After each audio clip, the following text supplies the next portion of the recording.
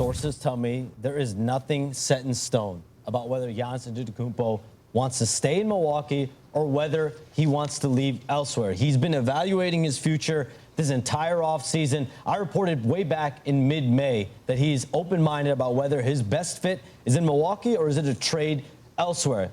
And the one big question that is surrounding Giannis Antetokounmpo, that's surrounding his camp, is can he win another championship? Is this Bucks roster built for this upcoming season, for 2026-27, for him to win another championship? So you're saying there's a chance. Shout out Jim Carrey. Hasn't done a movie in a while, man. One of my favorites. Look, we've been talking about this for so long, right? In Giannis, I think we were all operating under the belief that the Miles Turner Dame flip was with Giannis's blessings. And, to save face, he was kind of like, this is kind of how Giannis operates. He doesn't really want to take ownership of any of the moves that the Bucks make, but we all assume that Giannis, is consulted in all these moves, right? It's kind of like LeBron does the same thing, right? But LeBron probably, I think we don't believe it. We don't believe it with Rich Paul and all his moves and networking behind the scenes. But Giannis, he wants to keep his hands clean. But we were all operating under the assumption of, hey, he greenlit the Dame for Miles Turner flip. You hear Shams. He's still, mulling over his options in deciding if the Bucks are a contender. Hey, the East is weak, right? Halliburton, no Tatum. I don't think it's as weak as stated. I think that you're missing some star players, but Orlando's on the rise. The Hawks are an intriguing team. The Knicks are going to come back with the same roster, probably, right? I don't think it's going to be the cakewalk people are making it out to be. Sure, this Bucks team is a playoff team, but I don't think that satisfies Giannis. And so beauty is always in the eye of the beholder, right? But I thought what I would do today is rank the teams as far as assets go in a Giannis trade. Who has the best assets? What makes the most sense? And of course, we'll get to the Warriors here at some point on this list because, the reality is the fixation with Giannis in the Warriors and Joe Lacob has been going on for like 5+ years. And we always hear they want to maintain flexibility in order to eventually land that big fish in Giannis. And perhaps it's holding up some of these Kuminga trade possibilities in conversations because even if it's a slight glimmer of hope, there's still hope that Giannis could be available. We all do it out of convenience or laziness. You order out of one of the Eats apps. Have you actually looked at the prices of those? Right? Not only do they jack the meal prices up, but then you've got a tip and you end up feeling ripped off more times than not.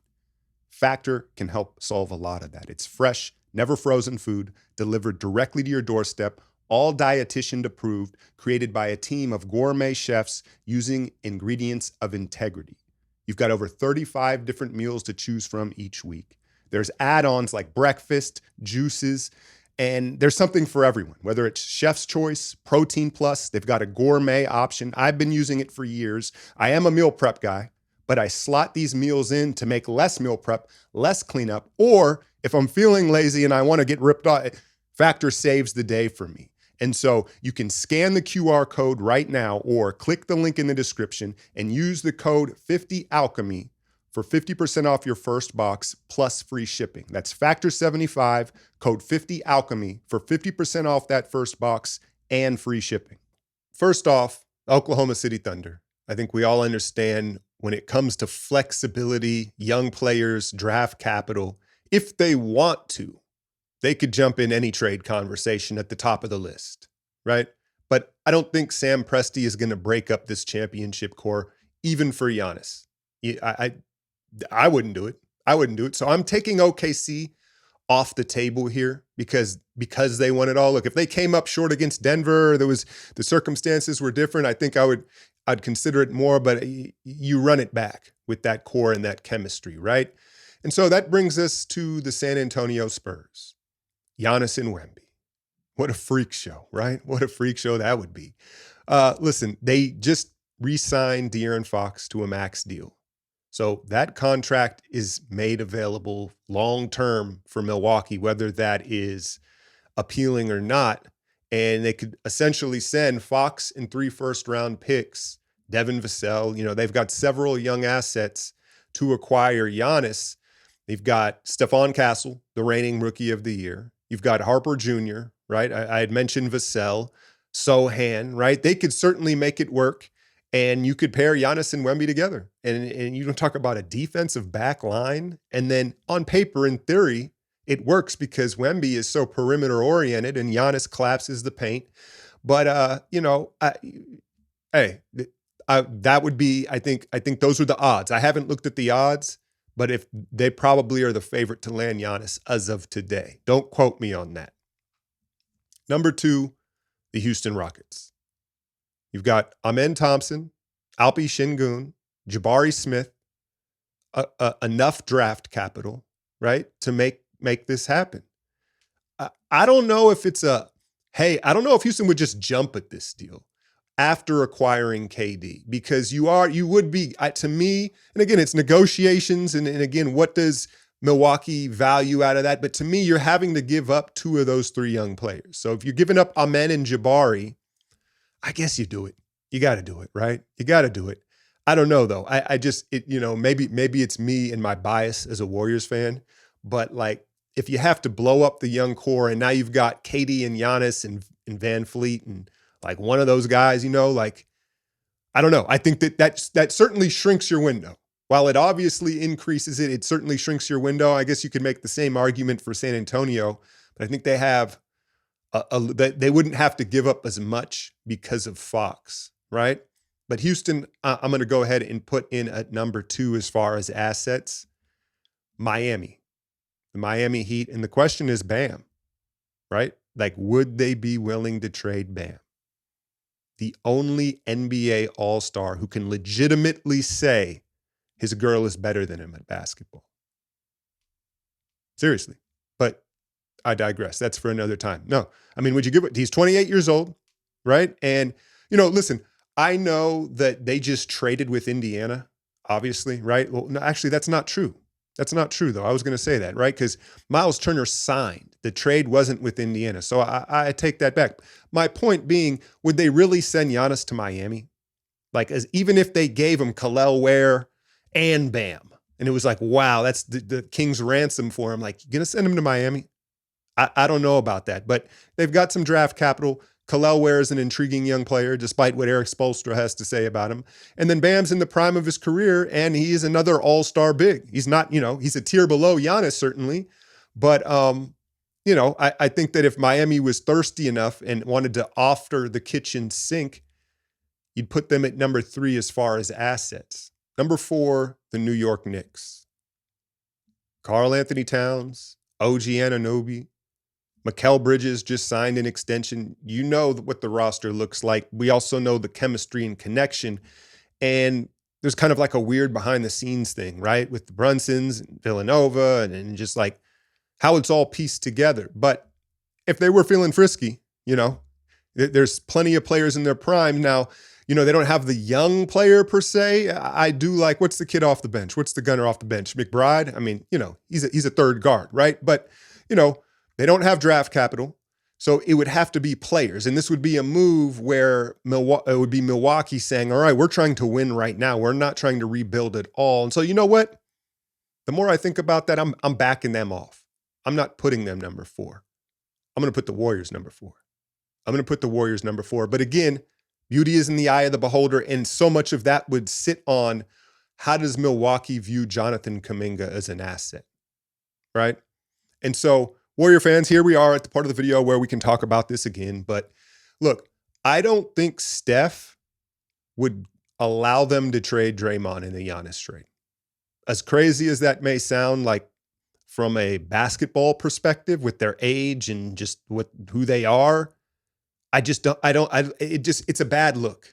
It's a bad look overall. Even, you got to ride that out. And y'all know I get irritated with Draymond every other week, but I don't think that's happening. Plus salary, here's what it would be. You re-sign Kuminga to that 22 million per with the option, no option. We can talk about that in a second, right? And you send Jimmy Butler and Kuminga all the draft capital, for Kuzma and Giannis. So they're getting off a bad Kuzma contract, right? You're getting, they know better than anyone what Jimmy Butler can do to you, right? He kind of owns that arena. But you get Jimmy for the win right now. And then again, how would they view Kuminga as an asset moving forward?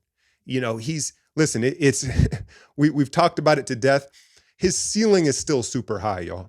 It really is. I know it's year 4, but look just the minutes played and opportunity. Like there is a chance that he hits and he's a 25 point per game all-star in 2 or 3 years. So you have that ceiling. You have all our draft capital beyond the Steph and Draymond years, most likely, right? And so I'll go ahead and put us at the 4 spot with assets.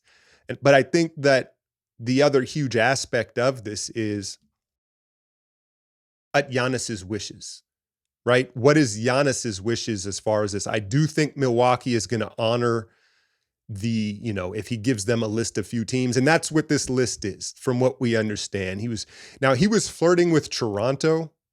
They let go of Majiri. I don't know if that had something to do with some of the relationships. And listen, if they offer up Scotty Barnes, you're going to definitely put them in the conversation. I think the issue being with the Toronto trade is there wouldn't be enough left for them to be a contender. And so that rules them out as far as assets go. But yeah, I mean, it's possible. But I think that the key caveat would be Giannis really narrowing the teams down to the Warriors being like one of 3. And then perhaps that deal, again, depending on how they view Kuminga, anything's possible, right? But I think the bigger question is, as much as a pipe dream as this may be, and look, it's August and we haven't had one transaction. So what do you want me to do, y'all? I'm trying to cover the little bit of, breadcrumbs that's out there. Shams is making stuff up. This didn't even happen. We're recycling this stuff until something actually happens. But I guess my point is, how much of this Kuminga hang up is because the Warriors think they still have a shot at Giannis, right? Like, do they pull the trigger on the Phoenix trade or some sort of Chicago deal? If Giannis had come out and said, hey, I'm very pleased, I believe, I'm here long-term, don't ask me about it type of deal, and just took himself off the table, would this Kuminga deal already be done? Is the question, right?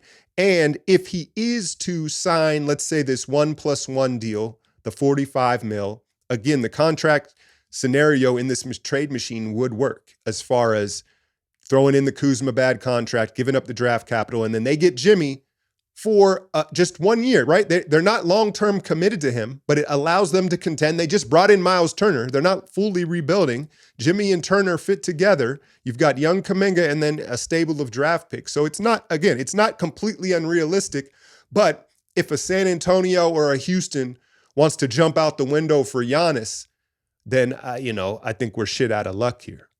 But yeah, that's the latest. And look, I'm not going to lie to you. I'll probably drop another Kuminga video here and maybe we'll talk about the Monk and how to make this deal fair enough. But honestly, I'd rather be dropping a video about a deal being done, whether that's an extension or a trade. So I'll probably wait, Tuesday here? Probably wait till Thursday or Friday, and then we'll be back talking about the same damn thing. Hit that like, share, and subscribe. I'm out, y'all.